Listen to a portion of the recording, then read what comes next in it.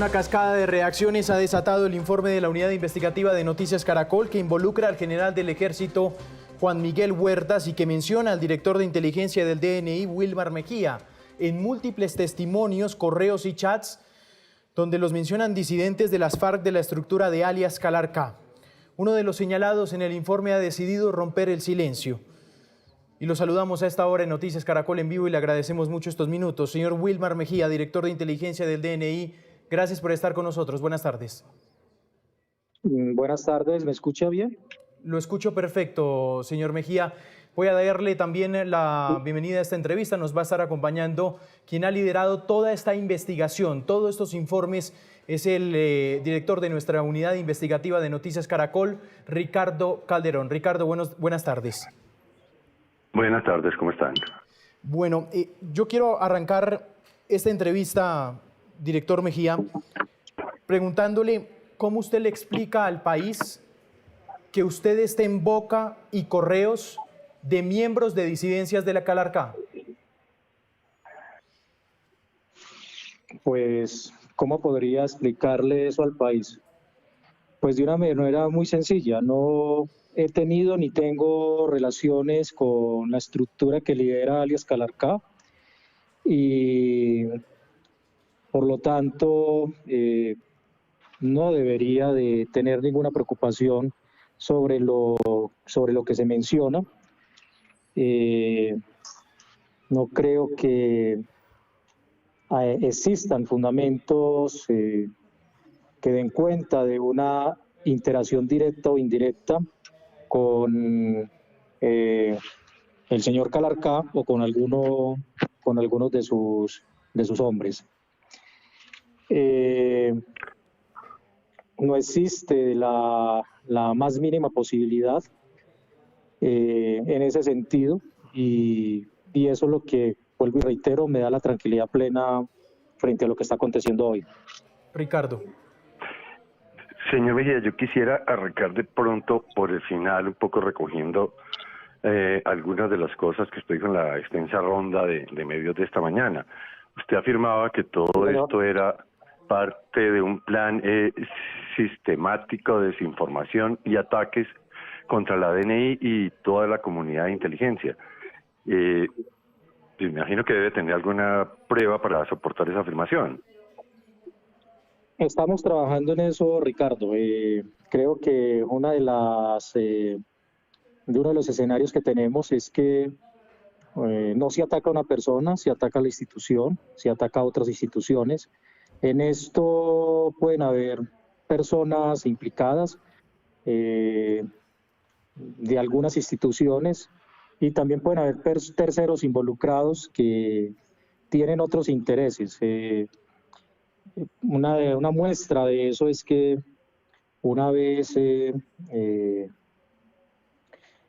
comienzan los pronunciamientos del general Huertas, de la manera como tan contundente como se pronuncia el señor presidente, luego salgo yo a medios con un comunicado autorizado por mi director general, se procede de manera inmediata a tratar de comprometerme en un audio que tienen, en un audio de conversaciones entre terceros que están hablando de asuntos que también me indilgan a mí.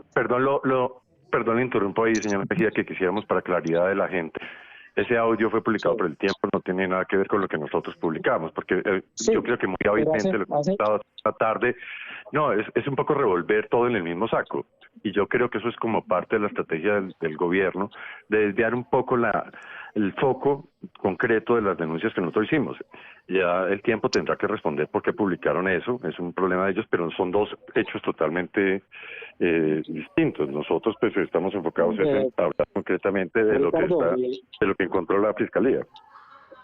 Ricardo, pues, de hecho ni la Fiscalía, según los comunicados de la señora Fiscal General de la Nación, daban cuenta de esa investigación de la que se habla, pero no son hechos aislados, no, tampoco son hechos circunstanciales.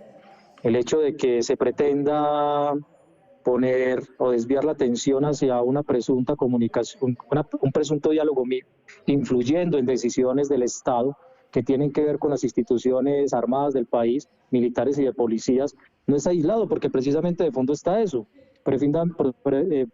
Precisamente de fondo se está asegurando que yo estoy incidiendo en decisiones del Estado para favorecer estructuras. Y ese audio no resistió 2 horas, porque de manera inmediata el medio dio cuenta de que no era mi voz y lo desmonta con las palabras del director nacional de inteligencia, del doctor Enrique Lemos. Sí está conectado. Pero digamos esto, y además ya lo ha dicho la propia fiscal, porque en algún momento el señor presidente incluso mencionó que eran informes de inteligencia en los que se había basado esta investigación, cosa que desvirtuó muy rápidamente también la señora fiscal al afirmar que evidentemente es material que fue recolectado en ese operativo, tuvo su respectiva cadena de custodia, la veracidad está corroborada, la cadena de custodia está corroborada por la propia fiscalía. Es decir, acá hay como un interés de confundir un poco la opinión pública, porque está claro que lo que dijo el presidente... No, Ricardo, esa no es mi intención de confundir a la opinión pública, pero si hubiera cadena de custodia conservada, esa información hubiese estado protegida.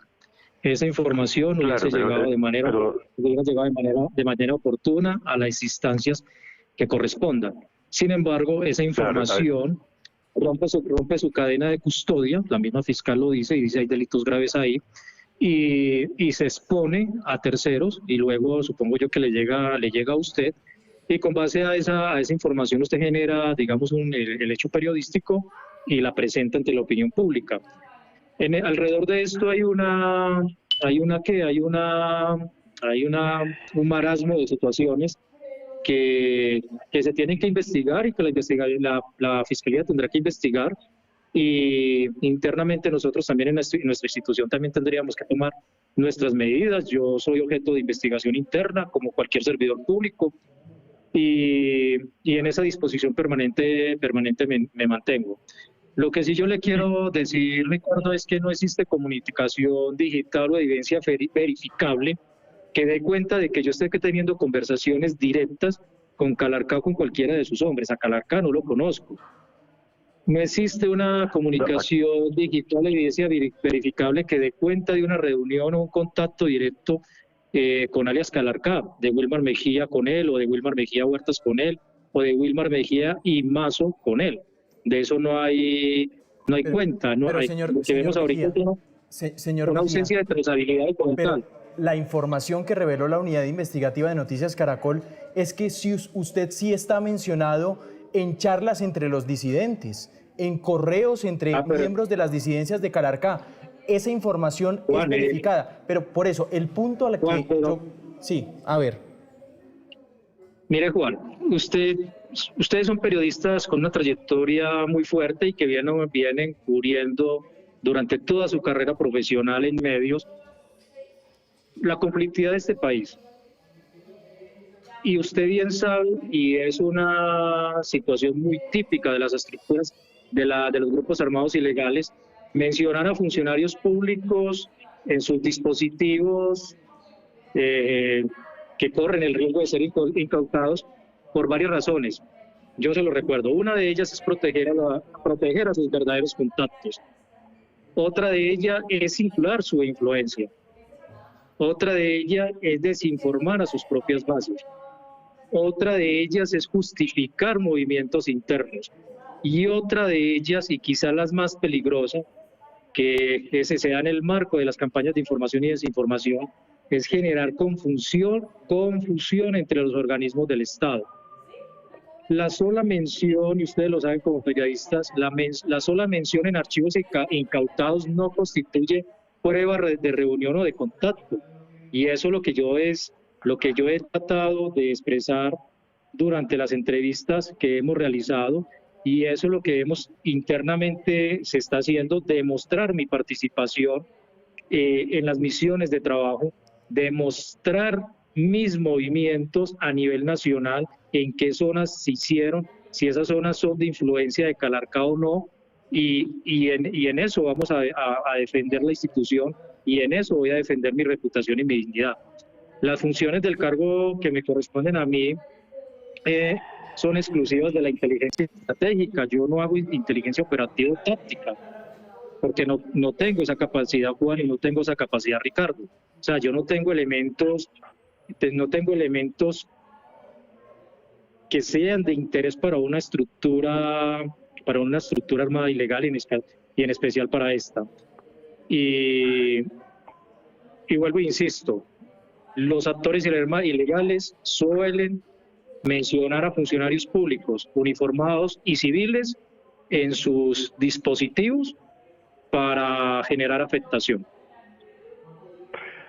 Digamos que dentro de esa teoría, bueno, arranco con otra pregunta. ¿Usted cómo supo de esta información? ¿Cuándo se enteró?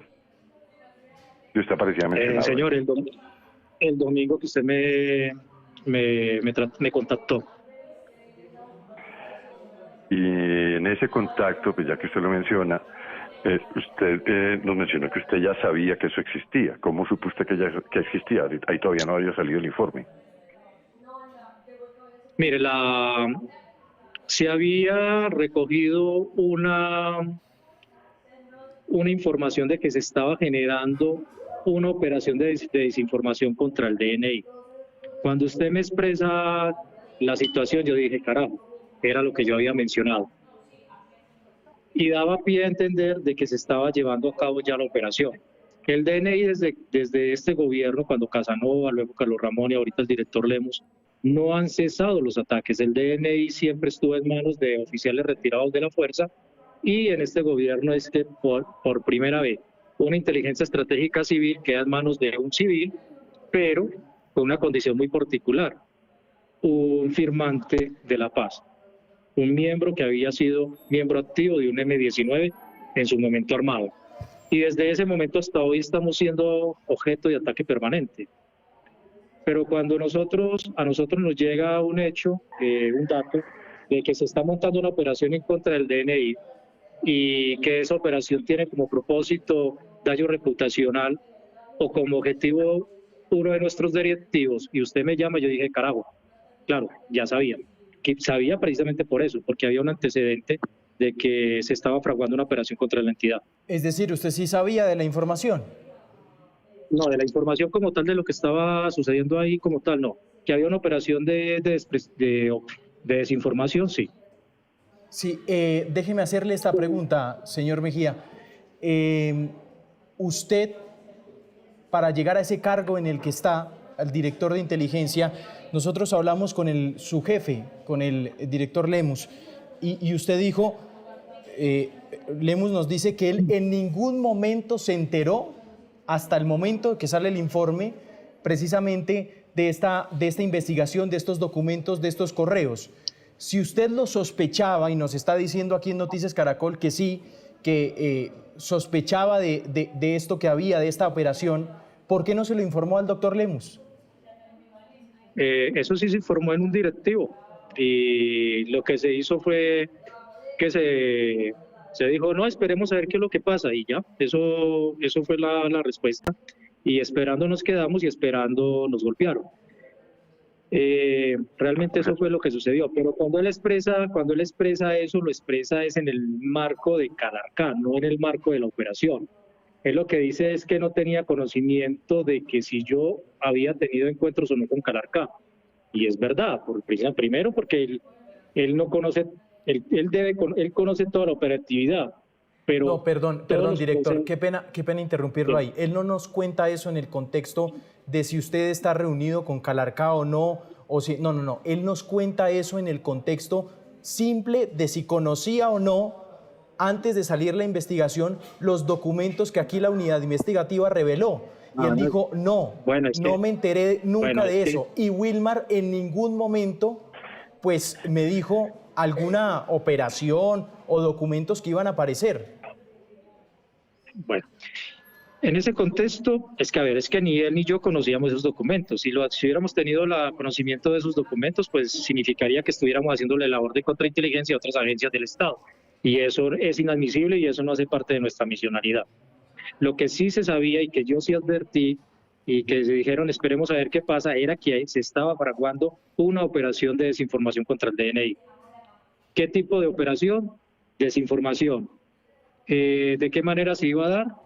Pues no sabíamos, porque no podemos anticipar escenarios como el que ustedes presentaron el día domingo ante el país.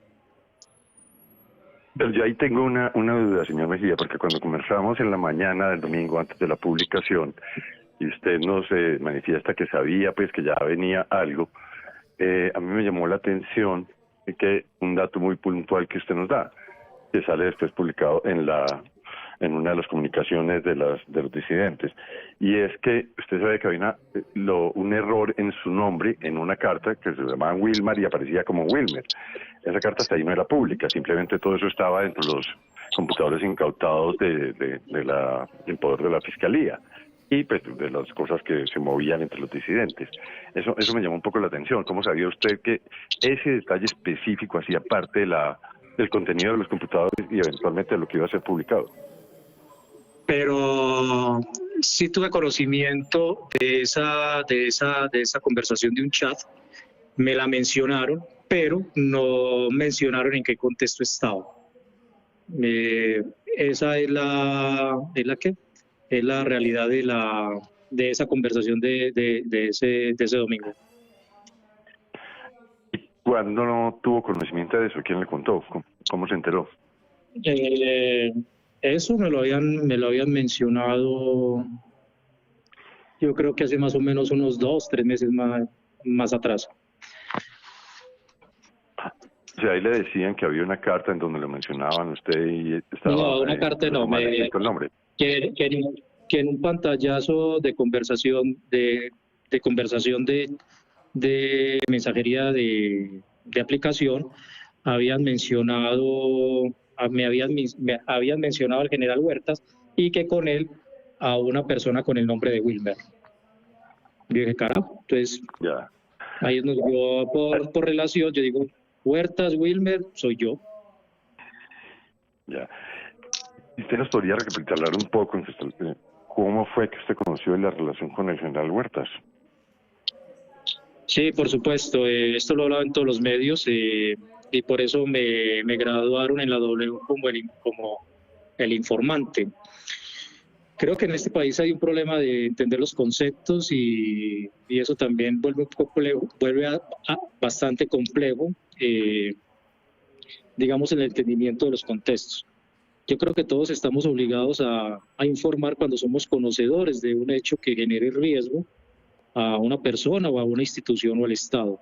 Eso no te hace informante, eso te hace, en el marco de la Constitución y la ley, te hace un obligante a poner en conocimiento de un competente la información que recibiste. En el caso del general Huertas, pues justo en ese contexto de haber recibido una información de terceros que hacían parte de las fuerzas militares, sobre todo del ejército, que a través de terceros, por el tema de confianza, llegaron a mí, fui receptor de una información que para mí sí fue grave, y esta información daba cuenta de estructuras internas al interior del ejército que sacaban armas, municiones y explosivos y los comercializaban con estructuras ilegales en algunas regiones del país, y mencionaron el departamento de Antioquia. Cuando yo recibo esa información, pues yo me siento obligado a proceder y a buscar un enlace a nivel nacional de gobierno para decirle, mire, se recibe esta información, verifiquen qué es lo que está pasando y tomen las decisiones que tengan que tomar. En ese ir y venir porque me volví un receptor de información, digamos que muy, muy grave. Alguien me mencionó que un general de la República retirado quería hablar conmigo y que había sido de la campaña de Gustavo Petro. Yo pregunté quién, me dieron el nombre, hice una consulta de fuentes abiertas de quién era el señor, no tenía mayor información, solo la foto de Twitter, lo vi muy cercano al equipo de gobierno y acepté la reunión. En la reunión, esa reunión se llevó a cabo en noviembre del año 2023, la recuerdo muy bien porque ese día alguien muy cercano a mí estaba cumpliendo años y y ese digamos que es el elemento que relaciona digamos el encuentro. A partir de ahí comenzamos digamos, a intercambiar información en el sentido de lo que iba recibiendo, lo íbamos cotejando y se le iba transmitiendo a un funcionario de gobierno. Yo lo mencioné ya, ahí creo que fue con Gustavo Calderón o con Ricardo Espina, porque me direccionaron hacia el ministro de la época y se la compartimos. ¿Qué funcionario, doctor Mejía? El ministro de Defensa de la época. ¿Iván Velázquez? Y entonces, sí, entonces la información se le entregaba a él y él en su autonomía como ministro de Defensa pues tenía ya la obligación de proceder con esa información, ya sea internamente a través de la inspección o de investigaciones internas y luego ponerla en manos de que corresponda. Sí, director, déjeme hacer el ministro Velázquez Sí, Ricardo, adelante. Y el ministro Velázquez les pedía retroalimentación, es decir, ustedes que no, por la fecha, pues el general estaba retirado, es decir, el general estaba por fuera de las fuerzas y usted en ese momento era un civil. Sí, un civil, sí. Pues tenía, los dos básicamente eran en condición, el general también, pues aunque fuera un general retirado, o sea, en condición de civiles, sí, por llamarlo de alguna manera, tenían acceso al ministro de Defensa, a quien le entregaban información que ustedes consideraban fundamental. Sí, logramos, Ricardo. Y el general les pedía retroalimentación. Ustedes llegaban con X información y él les decía, ahora necesitamos ampliar esto, aquello. No, para nada. Lo que nosotros hacíamos era que yo y en algún momento estuvimos con el general en algún encuentro, creo que si fueron dos, fueron muchos, compartidos. Yo con el ministro, y eso está en las bases de datos del Ministerio de Defensa, con el ministro yo sí tuve un poco más de reuniones, pero nunca hubo esa tarea de retroalimenteme a ver qué pasa. No, teníamos un hecho relevante. O sea, solo sería una reunión, o sea, sería una sola reunión, según eso. Sí, se pedía el espacio, se le compartía la información, ministro, recibimos esto, involucra esto y esto, trata de esto y esto.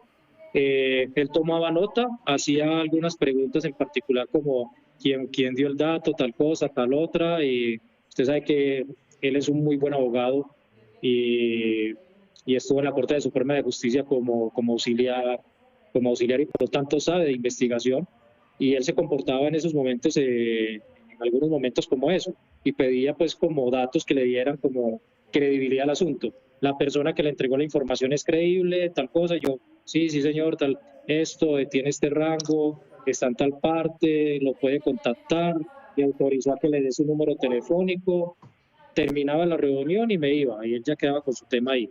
Sí. Que si me decía, bueno, si encuentra otro elemento me lo comparte y listo, ya acabó el problema. Director, déjeme preguntarle algo que no entiendo, francamente. Usted arrancó esta respuesta diciendo que no entiende usted por qué lo llaman informante, pero el relato que usted me está describiendo, pues es de un informante. Es decir, usted me está diciendo que intercambiaban información, que usted iba y le pasaba información al ministro de Defensa. ¿Eso no es un informante? No, mira. Pues en ese caso entonces sería como el ejercicio de un periodista. El periodista recoge una información, la contrasta y la transmite. Yo recibía una información, la revisaba, hacía un procedimiento de contraste para darle pues algo de veracidad. Claro, o sea, pero es que permítame interrumpirlo, es que usted era un civil. Así, por supuesto, claro. Pero el hecho de que no cualquier cristiano de esquina tiene acceso al ministro de Defensa para entregar información sobre oficiales corruptos, por ejemplo. Pero ese espacio, el primero, se dio porque alguien me referenció. Es que esto es de transferencia de confianza. Yo per se no tenía acceso al ministro de la época, pero a través de una persona que era de confianza para él y que yo era confianza para esa persona intermediaria, habló con el ministro y el ministro tomó la decisión a riesgo de recibirme. La información era tan relevante que generó otros encuentros. Básicamente esa condición se dio así. Director, esa relación... Adelante, Ricardo, adelante. perdón, Juan, esa relación con Huertas, el ministro de esto, y esa confianza que usted narra que se fue cimentando con el general Huertas, ¿es lo que le permite a usted recomendarle al presidente que nombre y que reintegre al general Huertas? No, lo del general Huertas fue totalmente distinto y creo que el presidente fue claro. En algún momento el presidente quiso retornar, seguramente por alguna situación que él conversó con él directamente con general, no lo tengo claro, quiso reintegrarlo y cuando lo iba a hacer, alguien como que puso el palo en la rueda y como que frenó esa decisión. Y no solo la frena de manera, digamos, como lo digo, no solo y además la frena, creo que es la expresión, y además la frenan a través de una agencia que el presidente referenció. El presidente dice, me reuní con una agencia, la agencia me entrega una información, da cuenta de unos temas que señalaban al general con algunos temas aparentemente irregulares, recibe la información y ya posteriormente, pero ese hecho ya se da cuando ya yo soy agente de inteligencia, ya posteriormente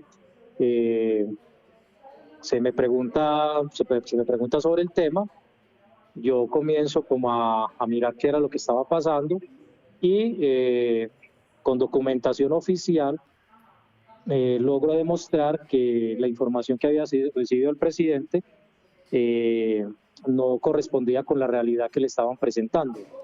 El presidente recoge la información, se queda con ella y se demora, no sé, como 4 o 5 meses en tomar la decisión. Pero director, ¿es usted quien le pide al presidente Petro reintegrarlo?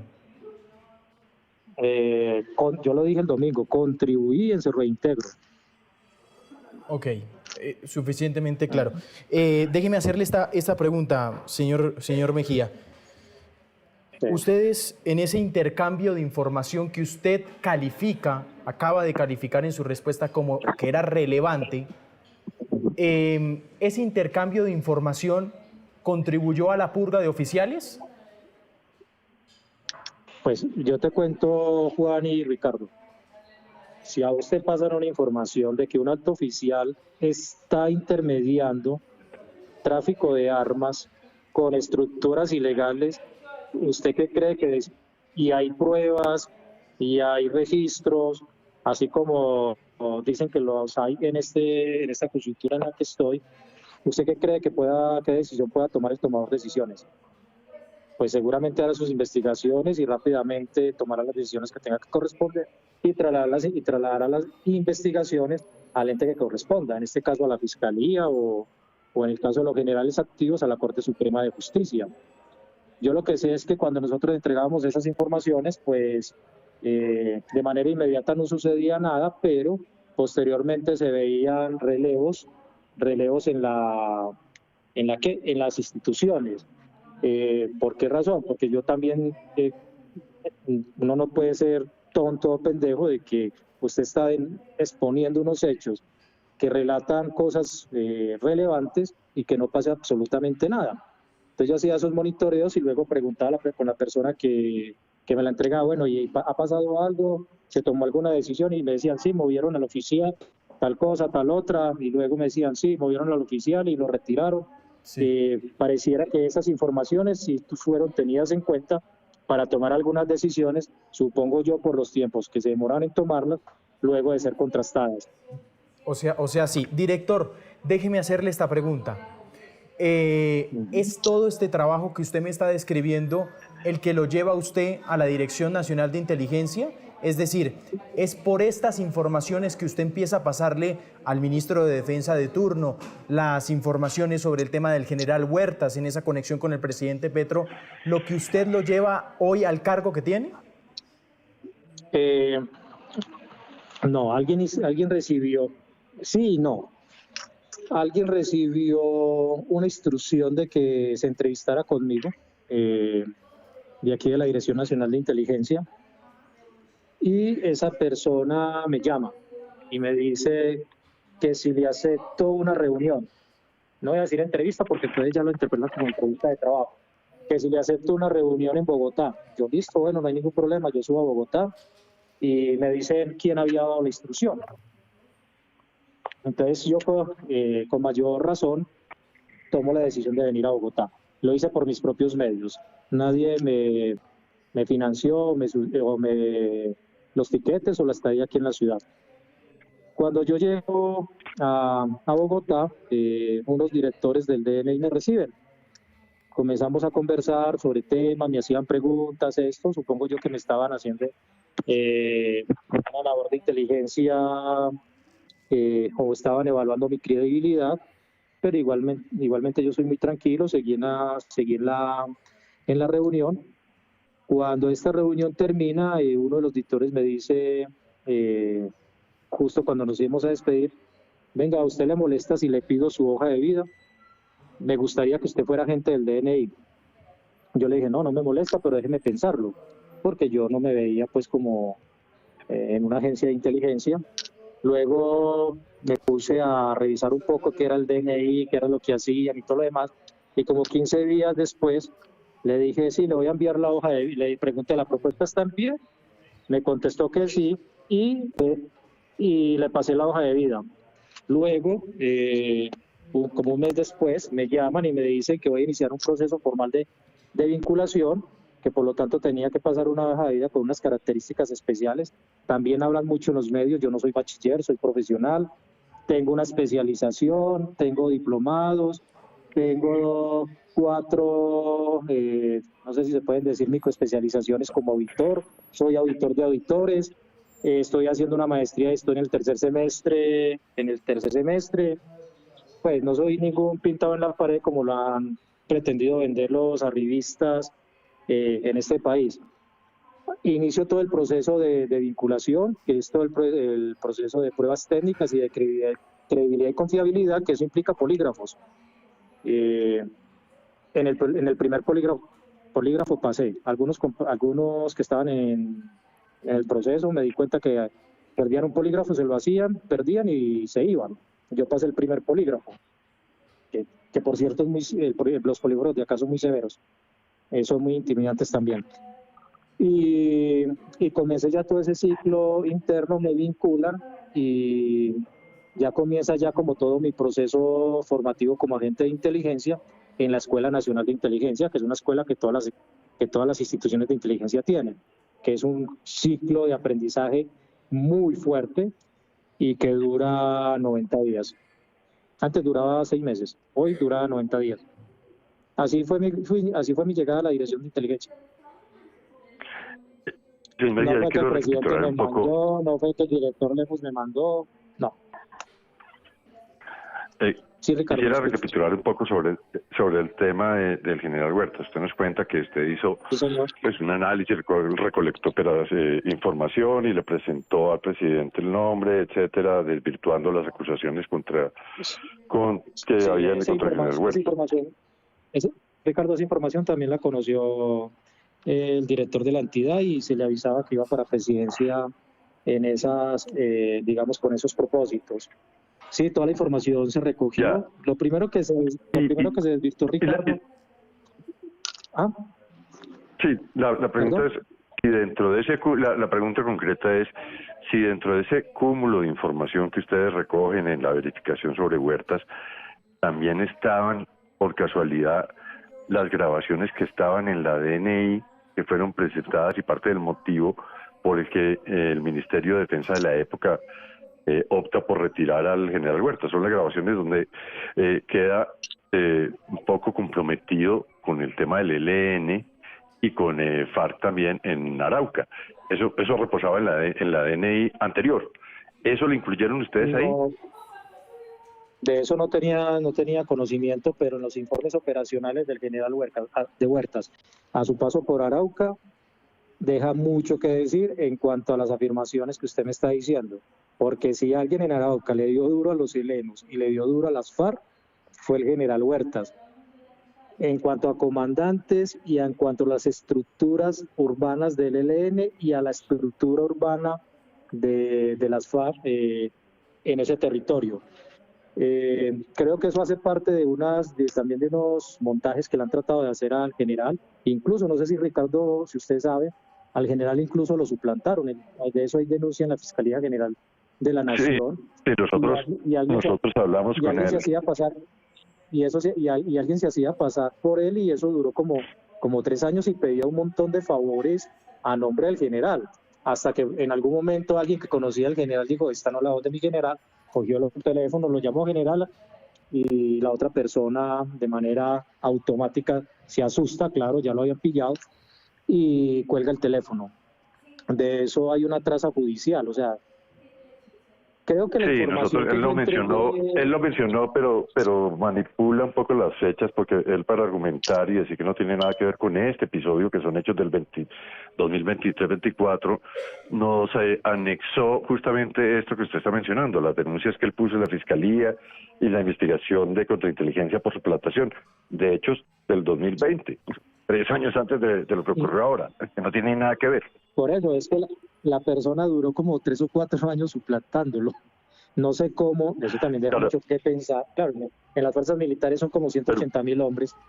¿Quién va a conocer las voces de todos? No las conoce nadie. Pero los disidentes sí lo conocen, porque se sentaron con él.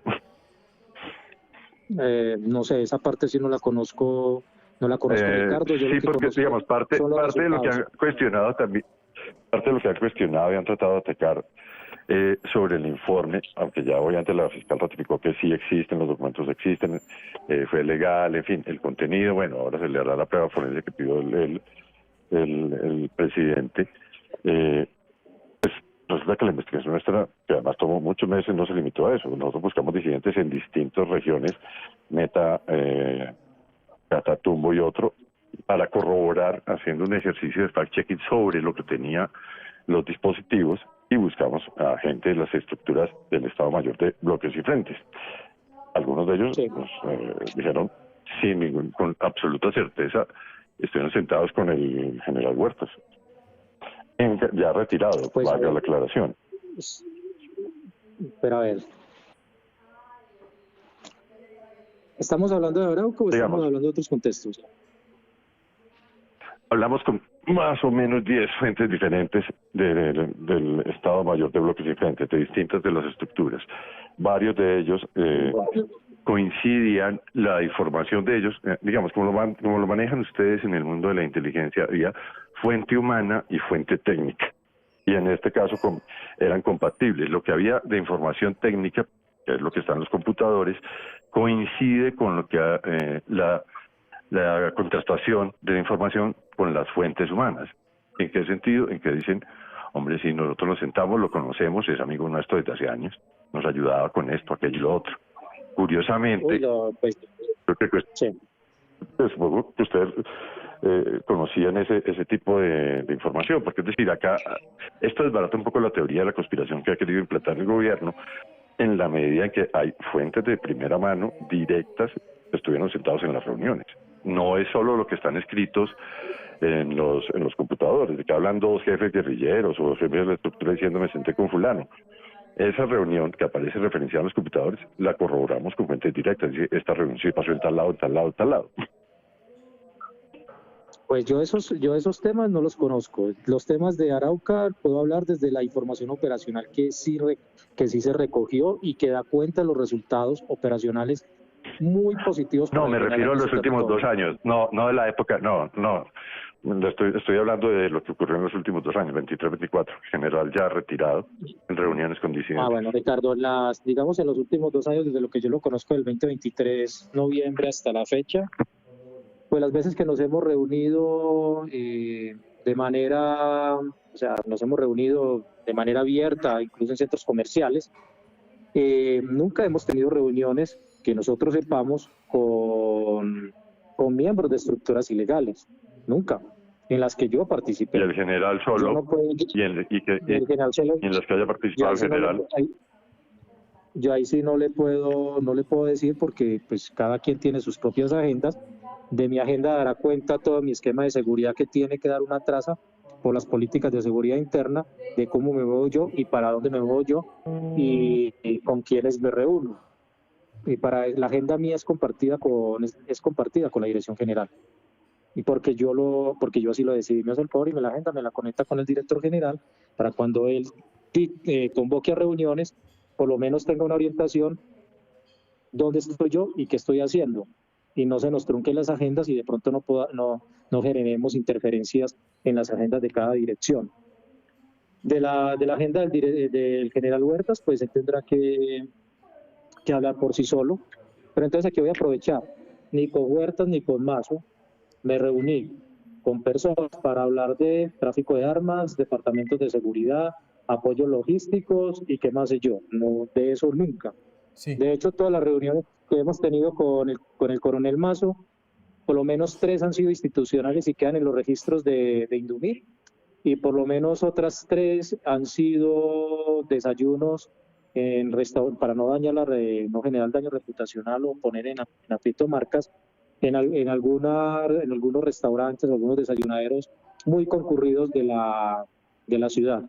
Y nos ponemos a hablar de todo, de las pendejadas que pasan alrededor de las instituciones. Pero, señor Mejía, sí, déjeme hacerle esta pregunta. Antes de llegar usted al DNI, ¿no tuvo ninguna reunión con ningún disidente? Antes de llegar al DNI, que si tuve reunión con algún disidente, pues que yo conociera, este es guerrillero o este es paraco, no, que yo conociera. Pero participando, como lo dije hoy, creo que fue con Ricardo, en Blue Radio, estuve en una reunión en el norte de Antioquia convocada por la oficina del comisionado de paz. Por la oficina del comisionado de paz. ¿Y con quién era la reunión?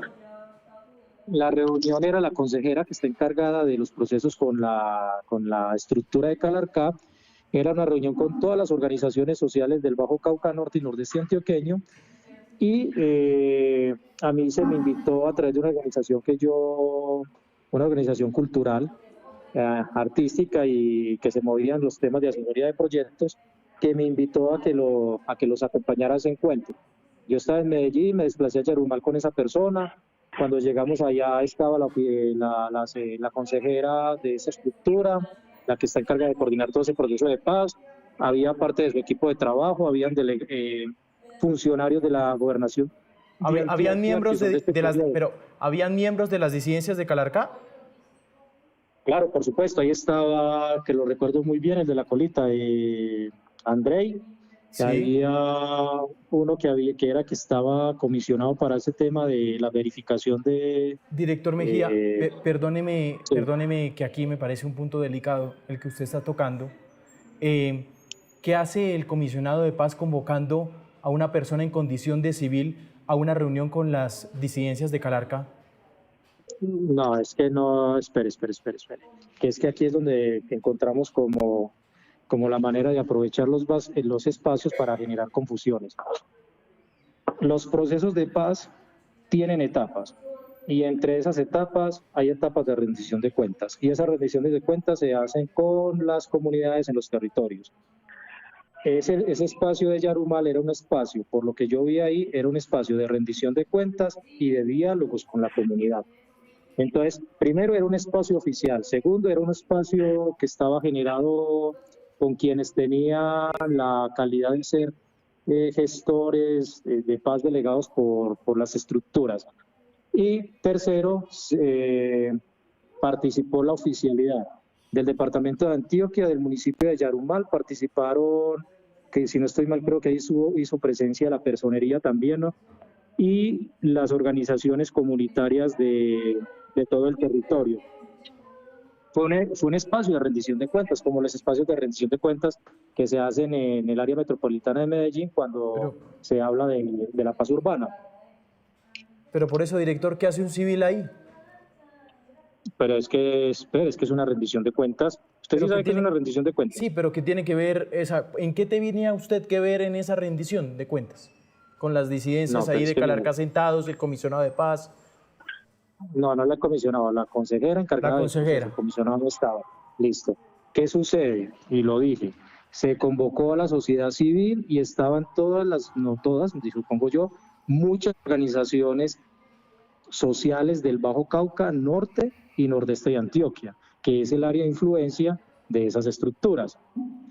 ¿Por qué yo llego al encuentro? Porque una organización social, cultural, artística, que asesora proyectos culturales en los territorios, en eso se desenvuelve, con la que yo trabajaba, me invita, el representante legal me invita, acompáñame a esta reunión con la oficina del comisionado de paz. Yo fui, cuando llegué allá era una rendición de cuentas de un proceso de paz. Me quedé, me senté, escuché qué era lo que estaban hablando, estaban rendiendo cuentas del proceso, la comunidad se estaba quejando de la falta de inversión en los territorios, pidieron un hospital de tercer nivel para Yarumal y la región, pidieron vías, pidieron unos puentes, pidieron un montón de cosas. ¿En el marco de qué? En el marco de que es un espacio que le permite a la comunidad decirle al gobierno nacional, mire, necesitamos inversión para que haya paz. ¿Qué le pidieron a los grupos armados, a las personas de los grupos armados que estaban ahí? Que yo recuerde, necesitamos que nos dejen estar tranquilos en nuestros territorios, que cese el conflicto, que no hayan combates, que eviten los combates en zonas cercanas a los cascos poblados, etcétera, y etcétera. Una rendición de cuentas, Juan, es para eso, ¿no? Y no está vetada, es para todo mundo. Y señor Mejía, yo quiero recapitular un momento algunas de las declaraciones que usted dio a lo largo de la mañana, cuando le preguntaban si usted había participado en selecciones de nombres de oficiales para ascensos, retiros, traslados, etcétera. Usted fue enfático a lo largo de la mañana en decir que no. Yo ahí estoy un poco confundido porque cuando hablamos el domingo usted sí nos dijo que eso. Y adicionalmente nosotros consultamos exactamente 13 fuentes diferentes, algunas de las cuales le entregaron directamente a usted en la mano, sobres con las hojas de vida de oficiales para ser examinados si seguían o no seguían. Yo entonces no sé cuál de las dos versiones, si la de esta mañana o la del domingo o la de las fuentes. No, señor. Lo que dije el domingo, que yo ayudé a que Huertas entrara cuando recopiló. No, Huertas es un caso puntual. El domingo hablamos sobre selección sí, ese es un caso puntual, pero hablamos también de selección general de oficiales. No, eso, mire, Ricardo, yo creo que usted tiene, digamos, claro el procedimiento de cómo ascienden los oficiales en la fuerza pública. Cada fuerza Por eso justamente es grave ese episodio, exactamente. Cada fuerza tiene su comandante. El ministro lo preside con su comandante. Se presentan las hojas de vida. En ese consejo salen las hojas de vida de los que van a ascender. Se le pasa al ministerio para que elabore el decreto. El decreto llega a Casa Presidencial y allá espera la revisión en Presidencia para que se firme el decreto. Sí, eso es en el papel. El papel funciona así. En un principio, cuando yo le dije a usted que yo recibía información relevante que comprometía a oficiales, yo lo que dije es que esa información se entregaba por los tiempos, como que la procesaba y luego salían decisiones. Yo creo que usted le puede preguntar al mayor general Luis Emilio Cardoso Santamaría si yo le he sugerido hojas de vida para que los consideren en ascenso, o si le he sugerido al ministro Pedro Sánchez hoy hojas de vida para que él considere los ascensos, o incluso al director William Rincón. Con él no he tenido ninguna conversación y por lo tanto no he podido tener ningún tránsito en materia, pero sí se le podría haber preguntado al director de la Policía Nacional saliente, al director Triana, si yo le sugerí ascensos. Eso no es. Pero acá estoy un poco confundido entonces, porque durante meses hablamos, como le digo, más de 10 personas oficiales de todos los rangos superiores, varios de los cuales afirman, incluso que no tienen relación directa entre ellos, haberle entregado a usted los sobres con las hojas de vida de oficiales para ser evaluados, no necesariamente para ascensos, sino para cualquier cosa, es decir, un retiro o algo. No, esa tarea no es mía, y a mí sí me gustaría saber a quién le recibí una hoja de vida para eso. Sí, yo creo que eso se va a saber en algún momento, sí, claro. Sí, sería bueno porque pues que a mí me hayan entregado hojas de vida en sobres, significa que tuve una reunión, significa que la persona me conocía, significa que que tuve que hacer un trámite, pero eso no lo hice. Ya, ok, sí. entiendo.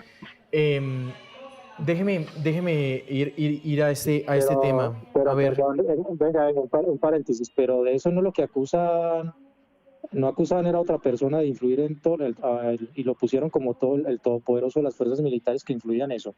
En las redes sociales era lo que uno veía. El sí, también al coronel Mazo.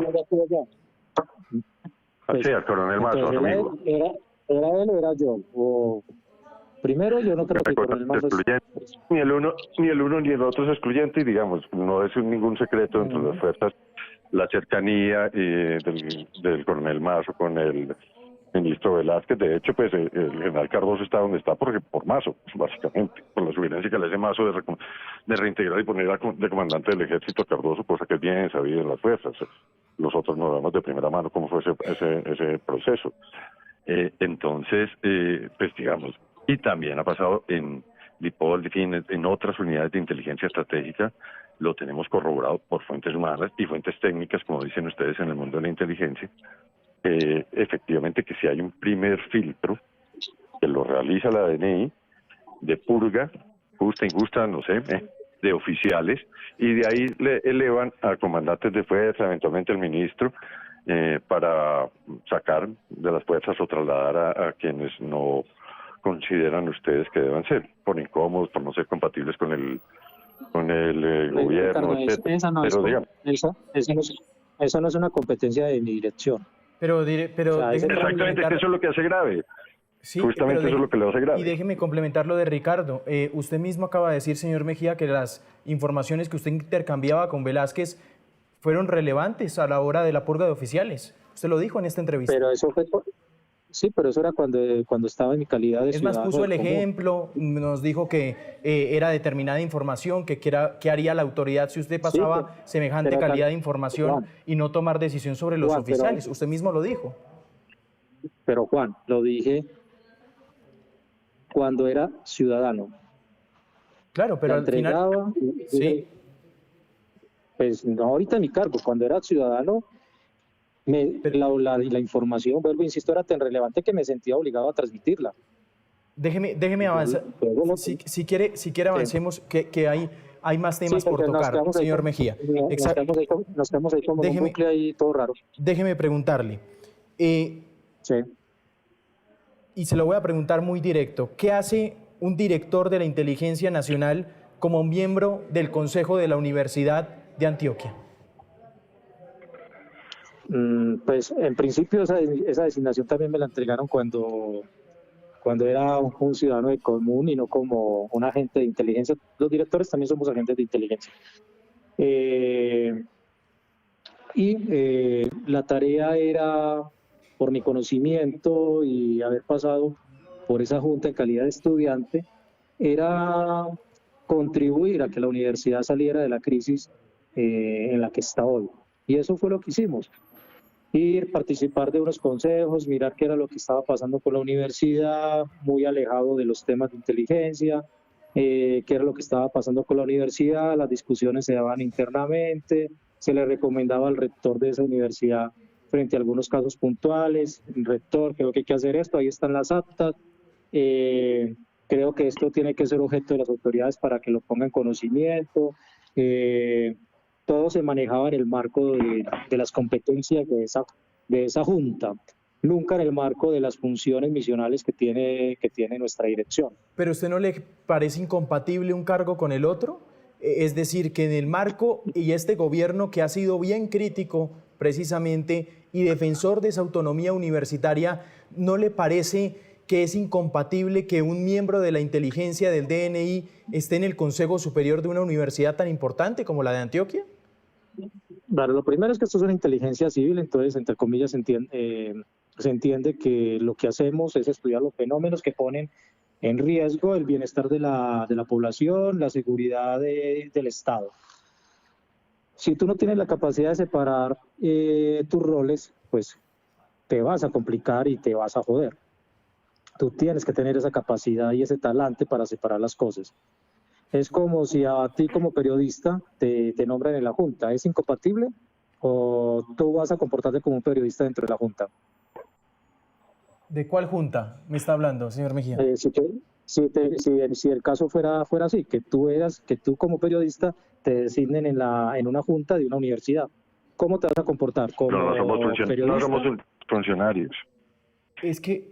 pero ¿cómo se comporta? No, pero usted no puede comparar. Es que ya lo ha hecho 2 veces, doctor Mejía, 2 comparaciones que ha hecho que creo que, no sé si usted es consciente del cargo que ocupa, a la diferencia con el mío. Sí, por supuesto. Por supuesto que sí, soy consciente de la... Por eso, usted no puede comparar un periodista con alguien que maneja la inteligencia nacional del país. Qué pena.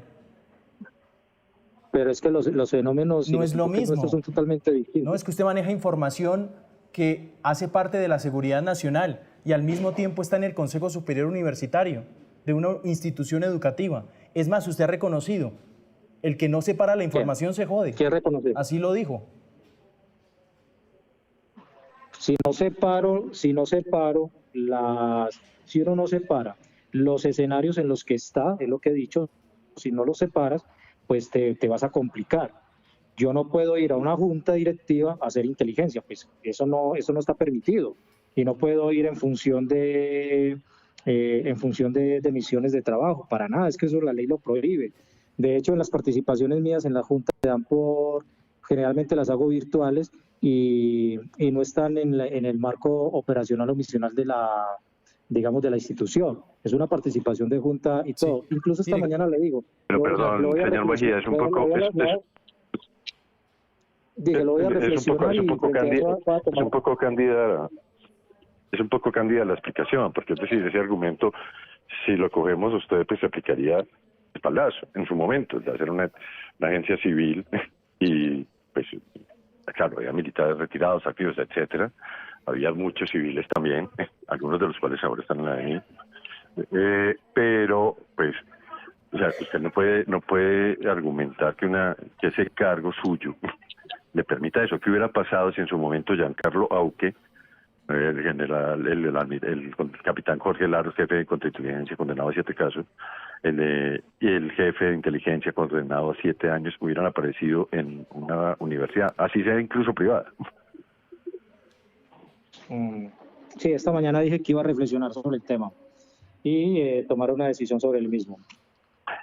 ¿Y usted les informó a los miembros de junta que usted trabajaba en la DNI o a la comunidad estudiantil, que usted trabajaba en la DNI mientras estaba en el consejo? No, para nada, pues porque esto es reservado, mi cargo es reservado hasta ahora. Sí, vimos algo de sorpresa, que muchos se enteraron por el cuenta del informe nuestro que hablaban con usted cuando realmente era un director de inteligencia. Pero si tú le preguntas a todas las personas con las que interactué, sobre todo los miembros del Consejo Superior, profesores, egresados, estudiantes, los mismos decanos, todos los temas eran alrededor de la universidad. Si le dicen algo distinto, creo que estarían, digamos, tergiversando la realidad. Nunca se habló nada distinto a los temas universitarios. Pero en ese contraste de versiones, señor Mejía, déjeme preguntarle por algo que sí me ha generado duda desde ayer. Ayer hablé con su jefe, el señor Jorge Lemus, y me dice Jorge Lemus en la entrevista que usted le había dicho que ya había renunciado al Consejo Superior Universitario de esta universidad. No, señor. Él sí me sugirió que renunciara. ¿Usted no lo ha hecho? Y no lo he hecho. O sea, ¿y por qué él dice que ya renunció usted, que usted ya no hace parte de eso? Seguramente lo da por hecho. Entonces, si él lo da por un hecho, pues igual entonces voy a presentar mi renuncia. ¿No? Eso no tiene ningún problema. En este momento, con esto que acabo de decir, pues queda prácticamente como un compromiso y ya sabemos quién está celebrando en una universidad que hoy la están saqueando y que está a punto de cerrar por esa gran iliquidez que tiene. Y yo creo que ustedes deberían de revisar el chat en la cuenta de X de la representante estudiantil y deberían de revisarlo bien para que den cuenta de la denuncia tan grave que hace la representante estudiantil en materia de posibles hechos de corrupción que desangran la universidad.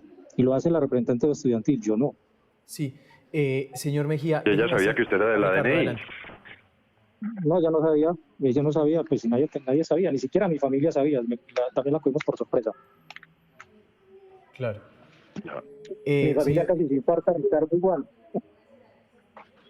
Sí, señor Mejía, déjeme hacerle... Una Sí, pregunta. Ricardo, adelante. Perdón, Adelante, Juan, adelante. Dale. la reunión en Cúcuta en la que estuvo con Firu, ¿para qué era? Alias Firu. Leo. No, yo no estuve en Cúcuta con alias Firu. Yo estuve en Cúcuta con un colaborador recogiendo emisión de trabajo trazada, recogiendo, y le voy a decir acá, un colaborador, bueno, no puedo, un colaborador recogiendo una información importante de naturaleza institucional. Y la reunión con Leo, pues Leo Firu. No, con Leo y Firu en Cúcuta, y Leo y Firu que estaba haciendo en Cúcuta, si el área de influencia eres por allá ¿en dónde? En el nordeste antioqueño. Ajá. No tiene. No se vio con ellos, no se había visto con ellos. Allá, o sea, me han preguntado ya 2 veces por esa reunión y no ha habido una reunión en Cúcuta con alias Firu. Hubo una misión de trabajo en Cúcuta con un colaborador de la ciudad de Bogotá que me llevó hasta el sitio donde me iba a entrevistar con una fuente y ya. Sí. Pero eso todo eso está trazado institucionalmente. Okay. Es más, ese día a esa reunión, y de eso puede dar cuenta, estuvo mi esquema de seguridad. O sea, mi esquema de seguridad dio cuenta de esa reunión, dónde se dio, con quién se dio, y en ningún momento fue con una persona al margen de la ley. Ya, una pregunta. El señor Manuel Castañeda, conocido popularmente como el narcochofer. Manuel Castañeda, conocido como el narcochofer, creo que usted lo identifica bien. ¿Qué labor cumple en la DNI? No lo conozco y no he tenido relación con él. Ya. ¿Y el mayor Seguramente usted sabe algo que esa no es de mi dirección. Ok. Sí. Señor Mejía, Ricardo, ¿tiene pregunta? No, yo creo que pues, hemos abordado con lo esencial y ya se espera el desarrollo de las próximas investigaciones. Sí, señor Mejía, déjeme, yo le tenía una pregunta para dejar claridad. ¿Cuánto me dijo usted, en dónde estudió licenciatura en educación física? En la Universidad de Antioquia. ¿Cuántos semestres duró la carrera? Sí, porque por ahí incluso hasta una congresista cayó en la falacia. Y aquí le agradezco, mire cómo soy, aquí le agradezco a la directora del Colombiano, a Luz María Sierra, creo que fue, que le aclaró a la congresista que no, yo no soy de los estudiantes de 29 meses. Me tocaron unos paros, sí. Yo entré en el 98, segundo semestre del 98, en una época muy compulgida en la universidad donde asesinaron un par de estudiantes, creo que asesinaron un profesor, exiliaron a 36 estudiantes, hubo algunos paros y terminé mi carrera profesional, me gradué el 14, creo que en el mes de septiembre.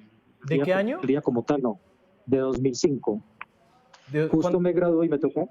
Justo me gradué y me tocó irme a esconder a España porque los paramilitares, las FARC y los helenos me amenazaron. Ok. ¿Cuántos semestres duró, doctor Mejía, más o menos? Desde el primero del 98-2, 1. 99, 2, pero hubo varios paros fuertes que a uno le tocaba, obviamente, en la universidad pública, el tema de los paros te jode bastante el desarrollo. No. Y 2, sí. Bueno, pero y luego los 5, 10, son 10 semestres, serían en ese total como 13 semestres, pero la carrera mía es de 10 semestres. De hecho, a nosotros nos dicen los filósofos de la educación física, porque a carrera para tener pedagogía. No, director, y la pregunta era para hacer esa claridad en tema de tiempos. Déjeme hacerle ya esta última pregunta. Hay un trino suyo respondiéndole a la periodista Diana Saray, en el que usted dice, y se refiere al pensamiento insurgente, que dice que es el que históricamente ha impulsado las grandes transformaciones. No es una carga, dice, es la voluntad de cambiar lo que está mal, es más necesario que nunca. Me gustaría preguntarle si usted siente afinidad con el pensamiento insurgente. Vuelvo y digo, aquí tenemos un problema de conceptos muy fuerte en el país y por eso es que, y además como estamos en un escenario de conflicto tan fuerte, todo lo asociamos al conflicto armado, lo asociamos a la guerra, lo asociamos a la muerte, y no es así. El pensamiento insurgente tiene una connotación académica muy, muy, muy profunda, que va más allá de la insurgencia armada. En la academia, Juan, Ricardo, en la academia ese concepto primordialmente se refiere a un concepto epistémico en el que el individuo formado académicamente con competencias teóricas entra y se revela ¿contra qué? Contra la razón única. Entra y se revela ¿contra qué? Contra el epistemicidio. Entra y se revela ¿qué? Contra el pensamiento hegemónico, contra el orden colonial. Y se levanta y se subleva, ¿sí? No, pero es que la sublevación no solamente tiene que ser armada. La sublevación puede ser también a través del discurso y la palabra. Buenaventura de Sousa habla de eso. Pero ¿siente usted afinidad con ese pensamiento, con esa palabra que usted está definiendo? Mira, también dice el tema del libre pensador, que también lo cogieron de tema, porque eso van y le explican a uno hasta el alma. Hace más inteligencia social y radical que las mismas agencias de inteligencia. Ser libre pensador es eso, estar abierto a las distintas cosmovisiones del mundo, es estar abierto a la pluriversalidad. Se me complican las palabras porque tengo braques y a veces se me enreda pues como pronunciar. Pero Juan, es que eso evoca la praxis y la emancipación. No, pero director, lo que quería dejar claro era el trino, pues usted está definiendo el por qué está de acuerdo y por qué expresó esa idea. Es simplemente quería dejar claro eso sobre la mesa, Juan, que me parece. Es que nuestro presidente es eso, digamos, es un libre pensador que provoca el pensamiento. Eso es una forma de insurgencia, y eso no está mal, para nada está mal. ¿Qué está mal? La insurgencia armada. Los conflictos en este país deberían de ser una oportunidad para resolver las brechas sociales que tenemos, resolver esa exclusión, esa inequidad, generar más oportunidades, que los ricos sean más ricos, pero que hayan menos pobres, que la gente pueda comer con calidad, que se pueda alimentar con calidad, que quienes trabajan en una planta que confecciona camisas y blue jeans, pues por lo menos con su salario le alcance para comprarle un mismo blue jean a la empresa para la que trabaja. A eso es que yo me refiero. ¿Qué sucede? Que también a veces nos volvemos muy románticos con el pensamiento insurgente. No, está claro. Está claro su pensamiento, señor Mejía. Ricardo, adelante. Antes de despedir, quisiera de pronto hacer una... Yo les quiero decir algo, mire, yo lo voy a hacer aquí con ustedes. Si la periodista Diana Saray se sintió, digamos, incómoda por esta situación, y yo quiero que sepa y que lo sepa a través de ustedes, que lo estaba haciendo era desde un pensamiento académico, desde un pensamiento crítico. De hecho, les quiero decir, yo con ella a raíz de esto, incluso, digamos, he tenido conversaciones privadas, en el marco de la formación de su función periodística, y hemos tenido conversaciones tranquilas y respetuosas. Es que a veces las redes sociales son muy dañinas porque ahí, digamos, se desbordan las pasiones, los odios, los radicalismos. Pero luego cuando pasan esas calenturas y nos ponemos a conversar, nos encontramos unos seres humanos totalmente distintos, fraternales, cálidos, de diálogos. Pero la radicalidad en este país está muy elevada y nos está haciendo mucho daño como sociedad. No nos permite tener una identidad de nación, no nos permite tener un proyecto de nación que nos permita desarrollarnos y potenciarnos como el país que deberíamos de ser, con Ricardo, la potencialidad de riqueza que tenemos. Ricardo, adelante. No, yo tenía una última pregunta, de pronto, que nos saca la duda. Pues, es decir, la DNI son los ojos y oídos del presidente. La información, pues, que le llega a él principalmente es ahí, de otras agencias también. Quisiera saber, el presidente señala a la CIA estar de toda esta conspiración. ¿Eso es una posición oficial de la DNI? O sea, ¿esa información la entregó la DNI? Pues, mire, Ricardo, yo creo que es un tema en el que yo primero me tengo que ausentar por una razón. El único autorizado para hablar con el presidente en materia de inteligencia es mi director general. El director general sabe que a veces me convocan para los temas que son de interés o de naturaleza del presidente y yo le informo. Yo soy un hombre muy disciplinado y parezco militar en cierta forma. Obvio, presté servicio militar y mi estructura es esa. Si tengo un jefe, uno que me orienta, mi jefe es el que me direcciona en la misionalidad que yo tengo. Cuando esos asuntos se dan, yo le informo, director, me llaman de Casa Nariño, debo de ir. Claro, él me utiliza mucho la palabra hermano. Claro, hermano, vaya, voy.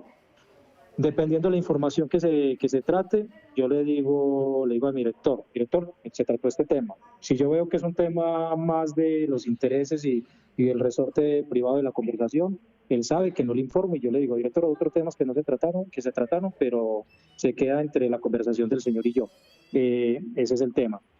En materia de agencias, yo soy por mi cargo, soy el que tiene el relacionamiento con todas las agencias homólogas de inteligencia en el país.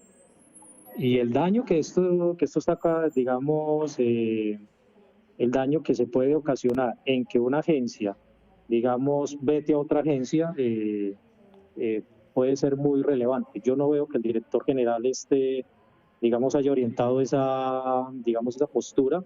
El presidente, además, es el que por funciones tiene la competencia de relacionamiento internacional, no lo tiene el DNI, lo tiene también la Cancillería, nosotros no. Entonces, no me veo en esas, no veo al director general en esas, y el presidente, como ustedes bien lo conocen, él es una persona que constantemente se está pronunciando ante el país a través de sus redes sociales. Es una persona claro, la acusación no es una acusación menor la que hace el presidente. Usted lo sabe justamente por esa relación que tiene con las agencias homólogas. Es decir, es casi una sindicación con carácter, con alcance incluso criminal, penal, la sindicación. Por eso les preguntaba si la DNI, que es el organismo que tendría que orientar al presidente en eso, o el presidente de dónde tendrá esa información. Si es que es cierta. No sé, ya habría que preguntarle a Ricardo al señor presidente y él determinará. Pero la DNI no lo orienta en ese tipo de cosas. La DNI no está llamada para orientarlo a eso. Eso es un tema, digamos, que se queda en la compartimentación en los diálogos entre el director general y el presidente de la República. Nosotros solo recibimos orientaciones con base al plan misional de inteligencia, a nuestros órdenes operacionales, misiones de trabajo. Y hasta el momento, pues yo no he recibido ninguna instrucción indebida, ni del presidente ni del director general, en materia de hacer inteligencia a las agencias homólogas. Nunca lo harían. Es más, el día que me insinué en eso, yo creo que prefiero soltar el cargo y irme tranquilo que quedar metido en una situación de esas. Eso nunca lo hemos recibido, ni el presidente ni el director general. Acá la indicación que hace el presidente en los trinos era que la CIA ni más ni menos estaba detrás de una conspiración, básicamente insinuando tratando de hacer un símil, aunque no lo dice directamente, estilo Pinochet, y menciona pues a la principal agencia de inteligencia del mundo como responsable de esta denuncia. Ricardo, mira, hay una situación muy especial. Las agencias de inteligencia trascienden estados, trascienden gobiernos. Las agencias de Estado, las agencias de inteligencia son estados, son instituciones de Estado. Y todos los que hacemos parte, digamos, de una comunidad de inteligencia entendemos que las situaciones políticas entre los mandatarios pueden ser frías o calientes, y en eso nosotros como que nos apartamos, miramos y decimos y esperamos que las situaciones de pronto no trasciendan, no se pongan pesadas, pero nos apartamos.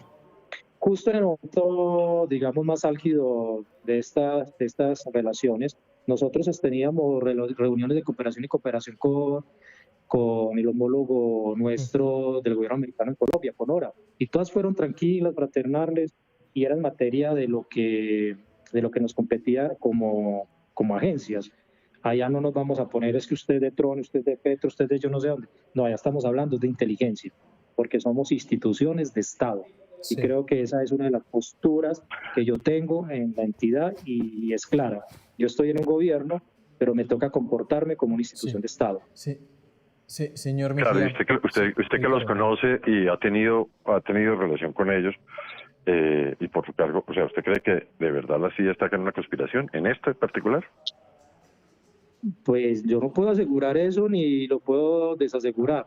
Yo lo que puedo decir es que nos seguimos sentando y en los espacios donde se nos convoca, el director general es el que nos autoriza a atender o no atender reuniones.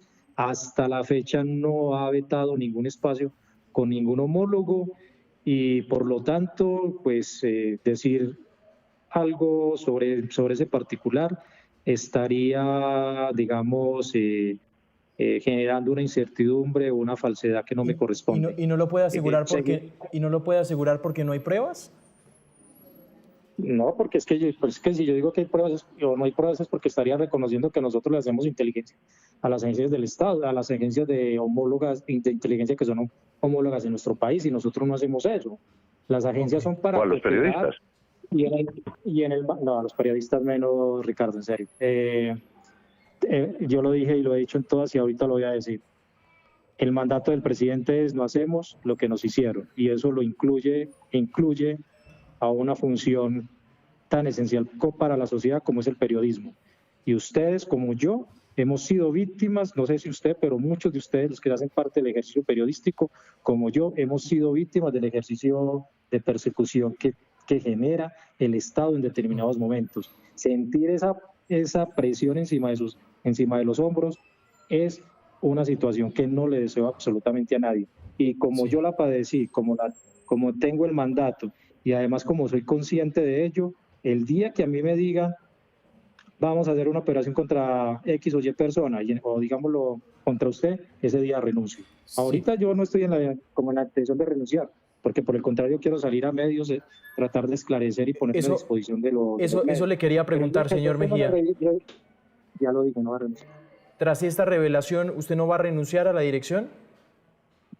No, señor. Ok. Y déjeme hacerle esta última pregunta, señor Mejía. Sí, señor. ¿De dónde viene el apodo El Chulo?